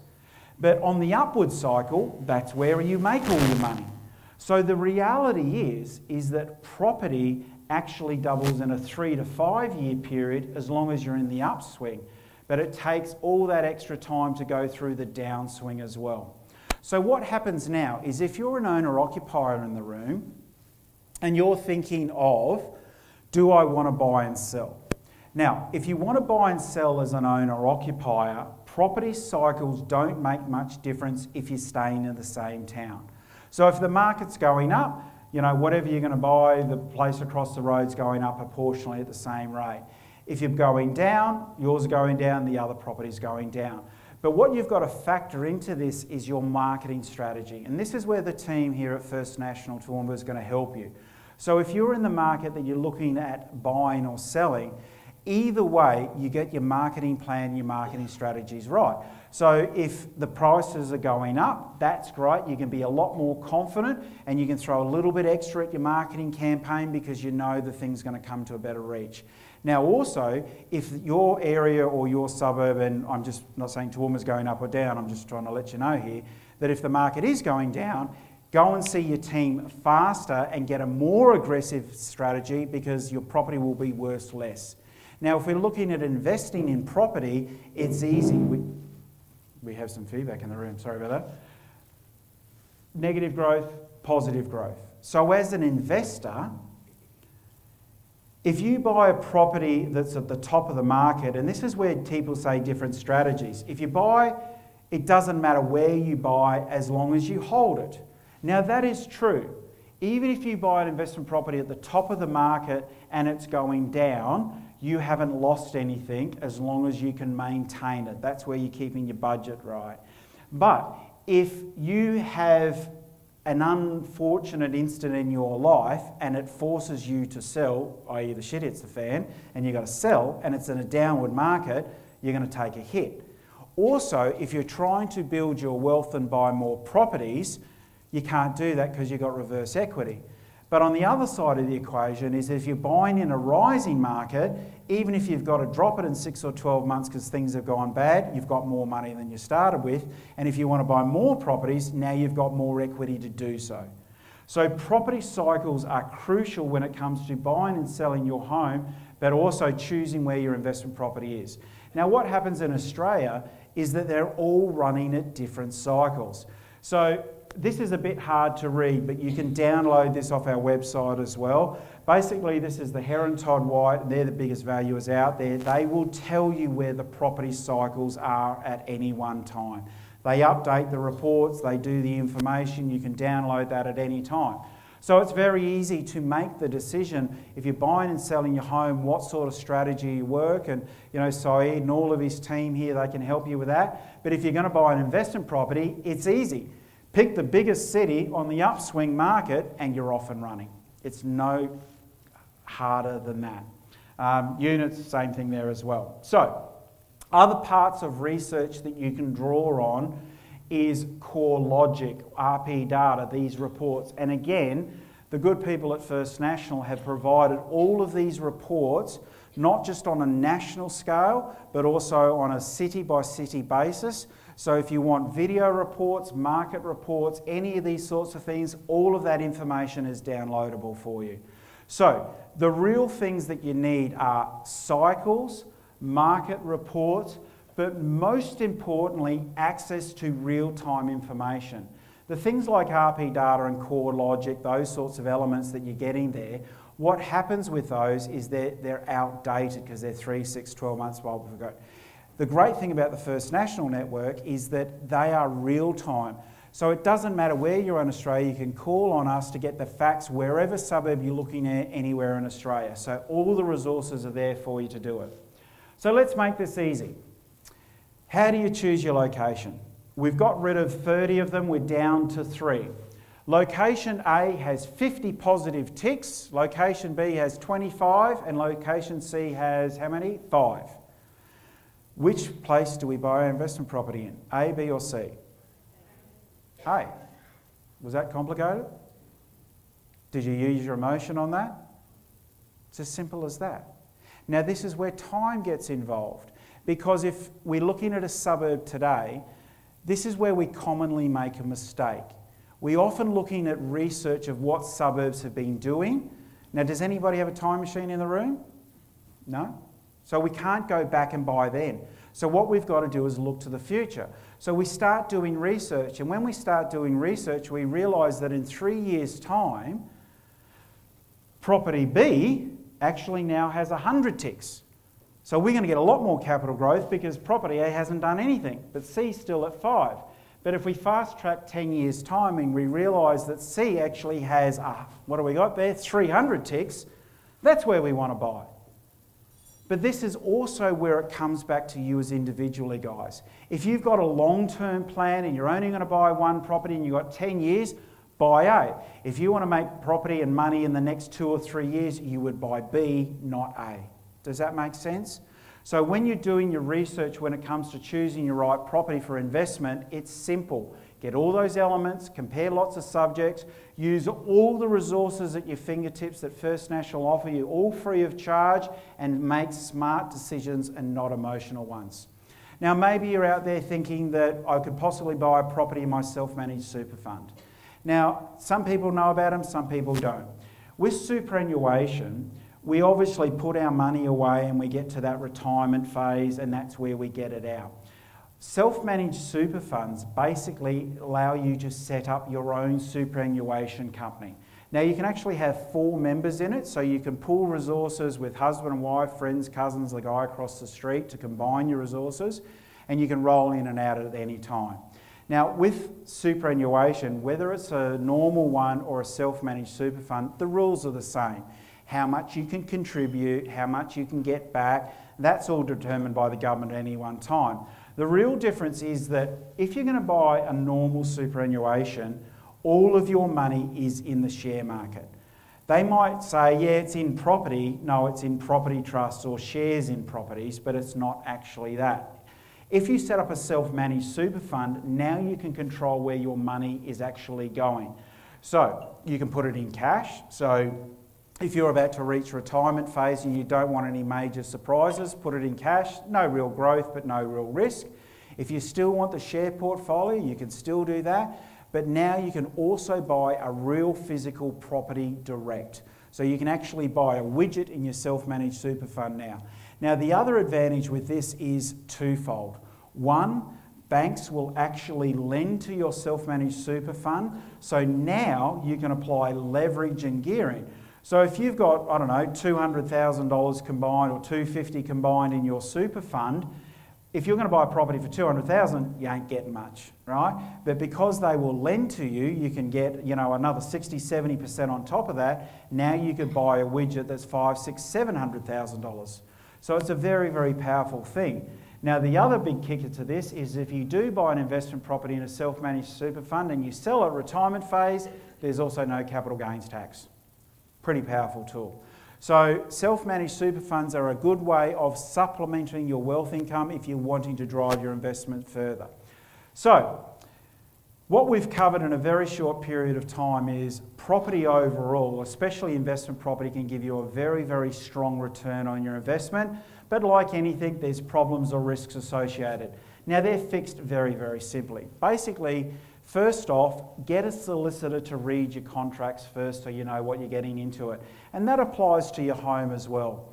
A lot of times when we're looking at getting into this, we'll often find the cheapest solicitor or the conveyancing to just do the conveyancing. But what I would encourage you to do is pay the extra $200 or $300, and that's really all it is, to get a normal solicitor to a good one, to review all the contracts to make sure that you know what you're getting yourself into. If you're going to get an accountant, make sure that your accountant is good, and then he can do that tax return in reverse. And if you are going to buy an investment property, you need a depreciation schedule from a quantity surveyor. So if you've got all the right people helping you, your risks will be covered. But then we need to get it managed. Please, please, pretty please, with sugar on top, don't manage it yourself. It'll be the most heartache you'll ever have. So engage good property managers to do it. They're going to collect the rent, they're going to source the teachers. Now, again, you can download the guide and you can read all of that, or you can go and spend 2 or 3 minutes at the end of the night and go and see all the team at First National Toowoomba, and they'll take care of all your property management needs. And they will look after you because they really care. Look, buying that investment property at the start can be a pain, but it's nothing if you don't get the right management. So please get the right management. See the team here at First National Toowoomba to make sure your property's right and looked after for you. Now, the real big 3 are quite simple. It doesn't go up, you don't get tenants, or you get a bad one. Pretty easy to fix. Have some landlord protection insurance, so in case you do get a bad one. Always do your rental assessments below the market. So if you go to the team at First National here and they go, look, the market rent, it's easily going to rent for $480 a week, wonderful. Do your numbers at $420, $430 a week to make sure that you're always below the market and you've always got reserve. So make sure you do that. And to always make sure you get capital growth, choose the widget in the rising cycle. Choose a widget that you can on-sell to an owner-occupier. Choose a suburb that has great ticks on that checklist for infrastructure, but more importantly, more infrastructure coming. The more infrastructure coming in the shorter period of time means more capital growth. Because the more schools, the more shops, the more hospitals, the more train lines, all those sorts of things, the better off you are. So it's simple as that. Use your head, keep the rent low and protect yourself and you're off and running, and it's as easy and simple as that. Why don't people do it? This is actually probably one of my biggest pet hates. What happens on a night like this? Everybody walks out here and go, bugger that 10% return garbage, I'm going to go out there and make some money because I need to. And you go out there and excited and you talk to everybody, go, yeah, I'm going to get some property, it's all good and wonderful, blah, blah, blah, blah. Oh, what do you want to buy property for? Don't do that. If you ask anybody, should I buy an investment property? The first thing you've got to ask yourself is, do I actually need one? Now, if you've asked them, because we have that tendency of just talking about what we're thinking about doing to everybody at the pub or the golf course. And if anybody says to you, don't buy an investment property, follow up with this next question. I need more money. Can you give me an alternative, please? And if they then say no, or if they say a better one, go for it. But if they do say no, this is your follow-up question. Can I have some of your money, please? And if they then say no, stop asking them. It's as simple as that. Don't worry about what anybody else is doing. Just be concerned about what you guys do, because that's the real key to this. So, I'm even ahead of time tonight. That's really good. Running well. What's the best property strategy for you? Yours. Don't ask your brother, don't ask your cousin, don't look to the person beside you. What is your strategy? How do you determine what's the right strategy for you? Ultimately, we know deep down in our heart we want a home. Yes, we do. So make sure you love it. Can I afford the home that I love? Maybe, maybe not. If I can afford the home I love, can I afford the rest of my lifestyle? Maybe, maybe not. And if I can, great. How do I get a better one? And if you can't, do I need to invest? So your criteria comes back to one and only thing, you. How much can I spend? What's the best return? What's my warm fuzzy feeling? And what's my assessment to risk or fears? That's your criteria, both homes and investment. The only or the best advice that I can give you here tonight, ladies and gentlemen, is stop talking to other people about your circumstances unless they're on your team. Work out what's your circumstances and make sure that you know what you're doing. And that's the real key to any property strategy. Follow the philosophies, follow the information, move through it smoothly and cleanly with processes. So, if you want some help doing it, you're probably curious who are the right people to ask. Funny enough, it's First National. Look guys, with First National, we definitely have the best team in Toowoomba here to help you with your buying and selling needs. But it's important to understand with First National, we're not just one office, we're nationwide. So maybe you've got a property interstate that you're renting out. Maybe you're thinking of selling here and moving interstate. Maybe you've got family relocating interstate and coming here. It doesn't matter, because we've got 400 offices and we've got experts everywhere in every part of the business. So it doesn't matter where you go, we are here to help, and that's where you've got to think is a collective strategy. Now, how can we help you a little bit further from that? The first thing is ask yourself quite simply, do you want some help? Because if you do you want a valuation on your home? Does anybody in the room want to know what your home's worth today? We need a market appraisal on it. Are you thinking of buying and sell your home? Do you want the right staging advice? Do you want to know where you can go, how to get the best market price? Does anybody in the room have current finance and they want to get a better deal? Is anybody in the room that's thinking of finance and want to get some? Does anybody want to think, gee whiz, I'd love an investment property, maybe I could get some help doing that. So what we do here, ladies and gentlemen, is we've got an extra value-added service for you. The idea is that what we want to do is help you with a bit of education and filtering process before you go out in the market. So what we do here is First National Assist is designed to help you. So what we do is if you've answered yes to any of those questions, buying, selling, homes, investment, money, any of that sort of stuff, what we want to do is help you go through the process. So we have a one-on-one strategy session with us, and in that strategy session, no, there's selling, there's no products, there's nothing like that. We have a one-on-one interview with you guys, and we talk to you, and you tell us about what you want, where you want to go, what services you need, and from that point on, we're going to point you in the right direction. So it doesn't matter whether it's buying, selling, investment, finance, that one-on-one strategy with those First National Assist team is certainly going to help you move forward in any one way. Now, what happens these days is when we used to do these appointments, we used to drag you into the offices on all these sorts of things. It was inconvenience. The wonderful thing with technology these days is that we do all the appointments virtual. Does everybody have a mobile phone? Does everybody have a computer or a tablet at home or work somewhere? Great. You can have an appointment with us. The great thing about Google Meet, Zoom, FaceTime, the actual telephone itself, we can actually have an appointment with you one-on-one, anytime, anywhere with you to suit into your schedule. So that's the advantage with First National. Oh, we're just filling out some feedback forms in a sec. So if you want a session with us, we have two ways of saying yes to that. One is modern technology. You all would have got a text and you've all got an email. So for the people that like texting, when you get your text from Ian, actually Ian, got the team come up. So Ian, there's Ian over here. He's the good looking one of the crew. Here's Liz, she's the better one of the crew. All right, Wade's out the back somewhere as well. So anytime you want to text, email, you can do that, or you can just circle the box. If you want an appointment, they're all going to call you. We're going to set a time with you. We're going to move forward from there. So it's as easy and simple as that. Now you may be asking yourself, okay, what's it going to cost me? Nothing. The great thing about those strategy appointments with First National Assist is they're free of charge. What we're here to do is to help you guys move forward. Now some people might be saying, oh, I'm not ready yet. Great. How can you get ready? So that's the great thing. It doesn't matter where you are at the moment. If you've got a better plan of attack and you've got better resources, have one of those sessions and we're going to help you, because there is no cost to that. Now, once you move past that, maybe there are some costs involved, because we're real estate. We're not complicated.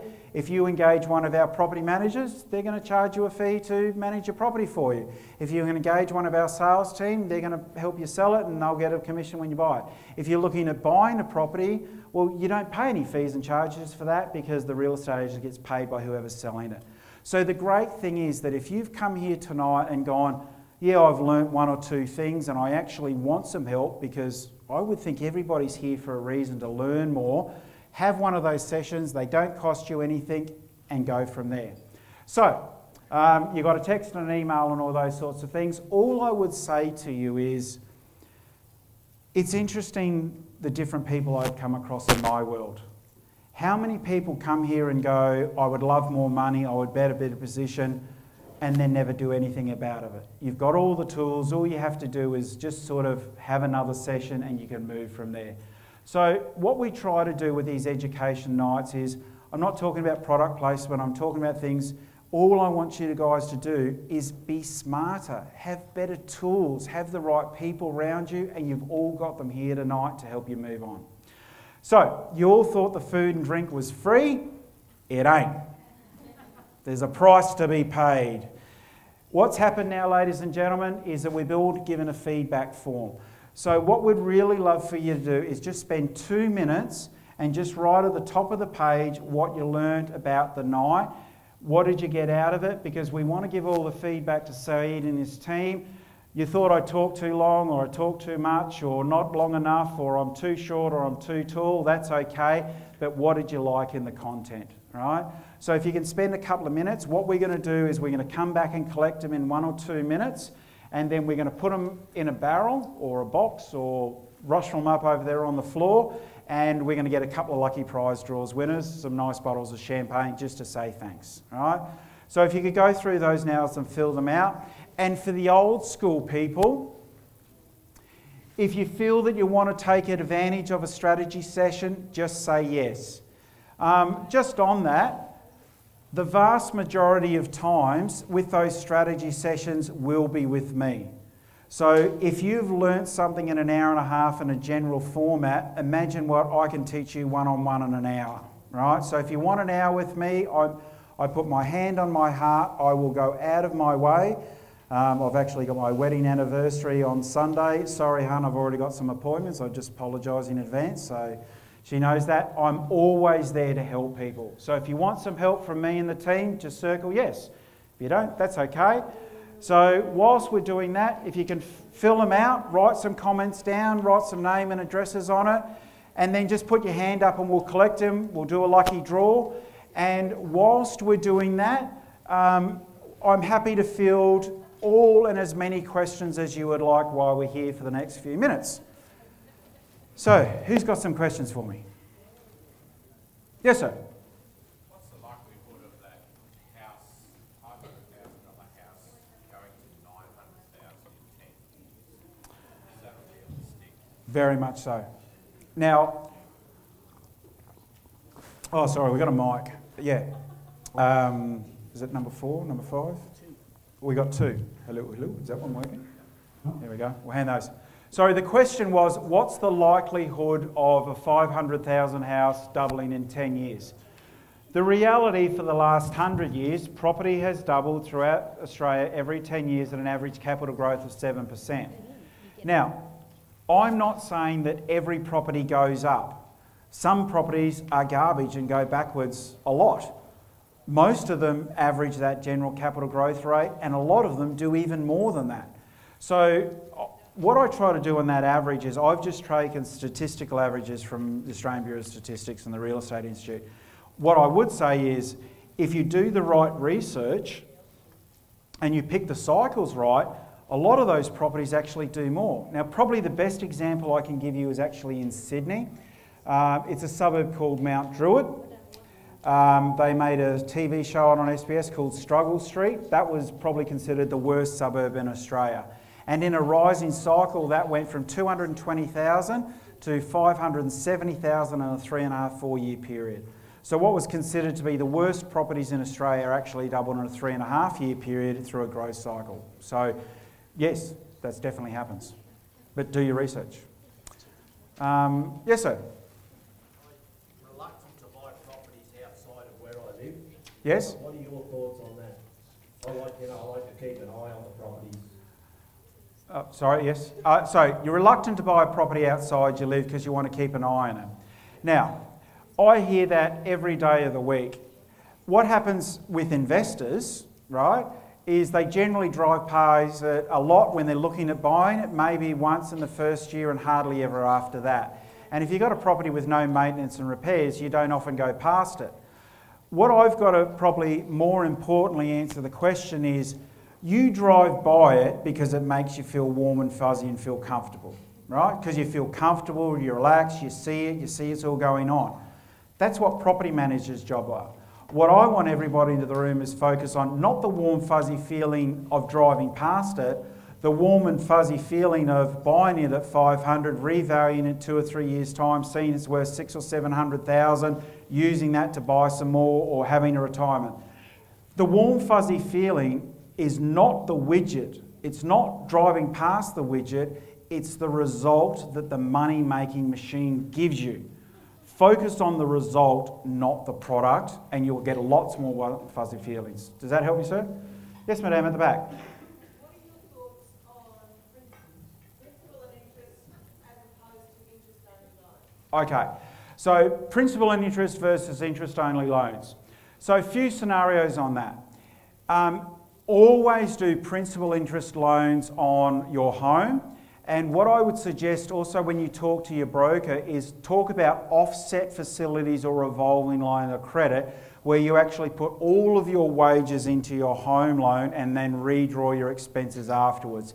That's the best answer for that. Now, the answer on principal interest on investment property is twofold. Any additional repayments that you could be making on principal and interest for your investment property, if you still have debt on your home, any extra that you could make, pay off your home first, because that's the non-deductible debt. Where we make our money out of investment properties is the capital growth, not chipping away at the debt, right? So if you can afford principal interest on an investment property, do the numbers on interest only and principal and interest, and whatever the difference is, put that off your home loan first. Now, if you can afford to do both, yes, principal and interest on interest only is a good way of going. But then comes the next part of the equation. You may not just buy one investment property, you may be looking at buying 2, 3, 4, 5. So if you're doing principal and interest, you may only be able to cash flow one investment property, but interest only, you may be able to cash flow 2, 3, 4, in which case now you're getting growth on 2 or 3 properties doubling every 2 or 3 years versus normal principal interest and payments. Does that make sense? So ideally, every dollar you can pay off your home first, because if you've done the right thing with your investment property, you're making money from capital growth, not paying it off. Once the debt's gone off your home, then you can start converting, paying the debt off your investment properties. Cool. Other questions? Yes, ma'am. The property market clock, where do you say this property is the market at the moment, and where do you think it's going to be by the end of this year? Okay, that's an interesting question. What the lovely lady at the back said is, where is it on the market and where do I see it at the end of the year? What I would say to you is, where are you talking about, right? Because that's the thing about the property cycle, is that they are fundamentally all moving, and every city in Australia is in a different place in its clock. So if the answer is an investment property, it's quite simple. Look at the property clock. We'll give it to you, download it, do however you want. Anything on that side of the equation, pick the biggest city. Now, if you don't use the clock, here is a very, very simple way of judging property cycles in a very different way. If you're in a market that's been flat for 5 or 6 or 7 years, property cycles run on average between 8 to 12. So if you've had 6 or 7 years of flat growth, where do you think you are in the market? Somewhere at the bottom. Now in reverse, if you're in a market that's hot, that's been bubbling away for 5 or 6 or 7 years, where do you think you are? Probably at the top. And that's the funny thing, when people are getting into the markets, they generally wait till they're at like right at the top. Yeah, it's all good, and it's almost too late. Ideally, you don't want to be buying at the bottom of the market, you want to be where it's already rising. That's sort of where you're going to get your growth instantly. So the answer is they're always changing. Markets reflect that. But, you know, like big cities like Sydney and Melbourne, because they had their growth between 2012 and 17, they're sort of on the way down. Brisbane's your next biggest city that's on the way up. Toowoomba itself is sort of at the bottom of the clock, right? So how long Toowoomba will stay at the bottom of the clock, I couldn't tell you. There's definitely going to be a good spike because the general reaction, but then the general reaction to the election, everything's going to get a bit of a spike, and then it'll just have that natural levelling of supply, demands, ratios and the overall clock. But the answer is download the clock, look at it, but if you want to just look at the market, that will tell you as well. Cool. Other questions? Yes, sir. Would two $250,000 units fare better than one $500,000 house? Okay, would two $250,000 properties fare better than a $500,000 price? Generally, the answer is no, simply because your two $250,000 products are in the lower end of the spectrum. So think of it like this from socioeconomics. This is a good answer, actually. Good question, sir. I get this a lot. If you're going to sell to someone and we're choosing a location which is price orientated, who should we go for? Middle class, lower middle class or poor, middle class, upper middle class or rich. Which is the better category to go in, do we think? Any thoughts? Middle class? Why would you say middle class? Because I think the lower end is probably a little bit too risky in terms of being a bit too hit and miss, and then the higher you get, I think they probably get a bit too pushy and a bit picky. And Okay. So, generally when we talk about middle class or lower or higher, it comes back to normally two things. Just assume the cash flow is the same, and I'll relate that back in a sec. When you go to sell it, and let's imagine we've got that time machine now, okay? So we bought our widget and we had three choices: a poor, a middle class, and an upper middle class products, right? And we all had the same budget. So if we go to the auction place, in the poor thing, how much are they going up in their bids? Not much. Does the bidding last very long because I've run out of juice in the tank? Yeah. So if you go to the other extreme, the upper middle class, so if we've got three upper middle class people that are all bidding against the same product, do they go up more in their bids? Does the bidding go longer? Did you make more money? Right. So what we often confuse is middle class because there's more buyers.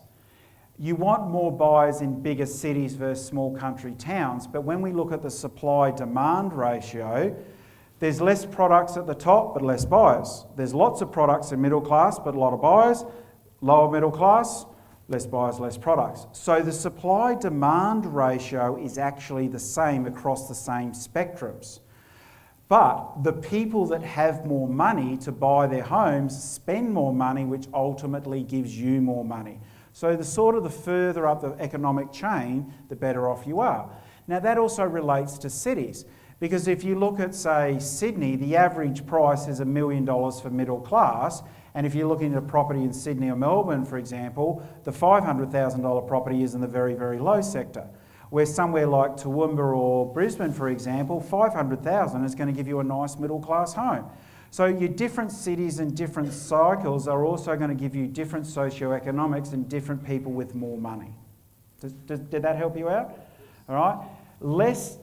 More doesn't necessarily mean better. Okay? Get the best one that you can, not necessarily the cheapest one that you can. Two different things. Yes, sir. Question? Yeah, you mentioned the strategy of getting an investment property before buying your first house. Yes. Will the benefits of that strategy outweigh missing out on the first homeowner benefits? Okay. So should you buy a home as an investment and miss out on potentially the grant? There's variables to that. The simple answer is this. If you're going down the path of investment property, you're not limited to where you buy, are you? Right? Because if you're going to buy anywhere, if the market's running hot in Sydney or Melbourne or Brisbane or Ayers Rock or wherever it may be, the potential growth that you can make out of that property and the cash flow allows you to buy more properties faster and keep cash flowing them. So the reality is that you can be a lot more wealthy or so much quicker if you're putting your money towards investing versus your own home. And the reality is that when you actually do the cash flows of what it costs to live in your home, you could actually rent something so much nicer and build your wealth whilst you're building your wealth, then come out and buy the home that you actually want and not be in debt for the rest of your life. It doesn't matter whether it's homes or property.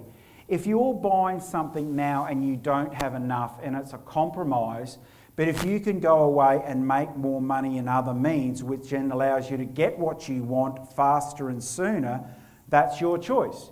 If you want to struggle most of your life and be in debt and not have the things, or if you still want a nice home and have other people pay the bills for you and put your money so that the rest of your life is set up, that's your choice. Mathematically, logically, investing will always give you a better quality of life because it's about making money. Yes, there's a trade-off because you don't have it warm and fuzzy, and I also hear a lot of the times people go, oh yeah, but I don't own my own home. No, you own 5 of them. You're just not living in the one that you own at the moment, but that doesn't matter. So the answer is quite simple. If you're buying the investment property to make more money and using the topics that we talked about tonight, cycles, capital growth, cash flow, all those sorts of things, you can fast track yourselves way beyond what you would got out of the grant. Cool. Any other questions? Yes, ma'am. So like for example, like if I'm looking for some investment and it's a long-term plan for me, would I rather look for a city, like if an investment property in a city, or should I go regional? The answer, look, there's no right or wrong, but city versus regional towns. Cities have more jobs, more people. So, okay, here's another way of explaining that. I'm in a small country town and I've got my open home today. The guys at the people doing open homes will testify to this. What happens? So I'm my real estate agent, I've got this great home and I've got the cookies baking. Do they still do that? Put the cookies in the oven and a nice smell in the house? I don't know, I used to do that years back. And then what happens? In a small regional town, we've got 10 people through our open home. Now 8 of them are just going there to check out your laundry and what Mary had in his basement, because you go, oh, what does Mary do? And does she have Lipton tea or reason I'll go through? And you might get 2 buyers. And then you get the 2 buyers that go, what do you think, Bill? Do you want to buy that home? Yeah, I might get it for Mary. Okay. Where in a big city, you've got 50 buyers and you've got more people going after it, you've got more jobs and more economic. The reality versus city towns versus small towns is more jobs, more people, more buyers, more infrastructure, more population growth. So rule of thumb, big cities are much better investments than small country towns are. If I reframe my question, so with the same amount, so it's a 500,000. Yep. If I go for a city, I can only afford a unit. Whereas if I go regional, I buy land and property. And this is say for 10, 15 years time. Okay. So the question is, in a city you might only get a unit versus house. Not necessarily the case, because big cities like Brisbane, you can get in 4-bedroom homes for $350,000. So don't necessarily assume that you can't get into a house in a big city, because you can. But again, what you might find is that the big city, even the bad property, so even if you could afford a 2 or 3 bedroom unit or an older home versus a new one, because it's in a big city and it's in a rising cycle, that might go from 500 to 650, where the older house in the smaller town might only ever get to 650 in 10 or 15 years. So again, this is that combination of cycles.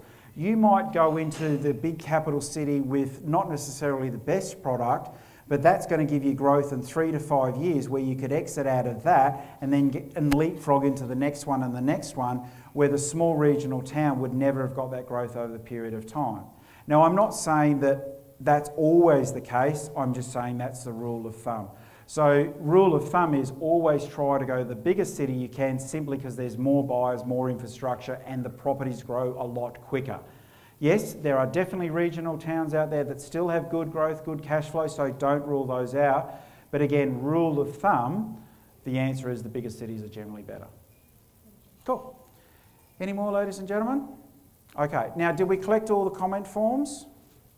Yes, we did. Quick, let's do a lucky draw to get some champagne away. Are there any others? Get him. Oh, yep, sorry. Here we go.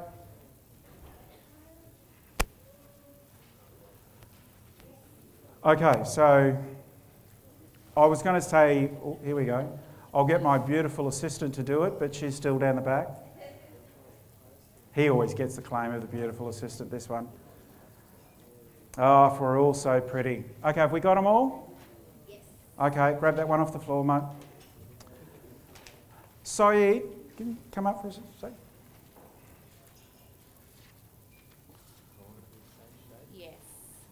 We have to get rid of the cheaters that may have done paper planes and things like that. All right. Okay, come up, Saeed. All right, so we'll get our official... Here we Come on. Doesn't have to be that random. This is not the lotto here. We don't have the gaming commission. It's only a bottle of champagne. Okay, so pick a card, any card at all. Pick a card, any card at all. Wonderful.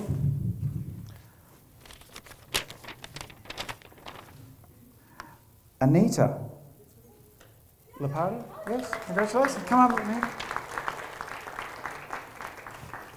So we've got a bottle of champagne for you, and we'll get a beautiful photo opportunity with this good-looking man over here.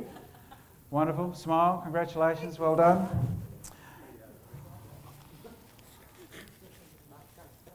Do you work for First National? No. Oh, that's good. Just checking. Someone told me I was rigged here. I couldn't have any of that.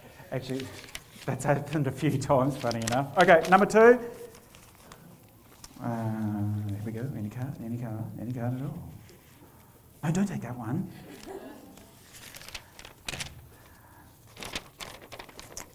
Alison. Oh. Seriously? 2 people side by side. Well, there you go. It always pays to sit at the back of the room. Congratulations. Go and give the man over here a handshake and a cuddle. Now, ladies and gentlemen, look, that's it for the night. There's only 2 other things to go. The first time, could you please give everybody at the team at First National Toowoomba a round of applause? These guys have gone to a lot of effort tonight to try and put it on for you, make sure it's there.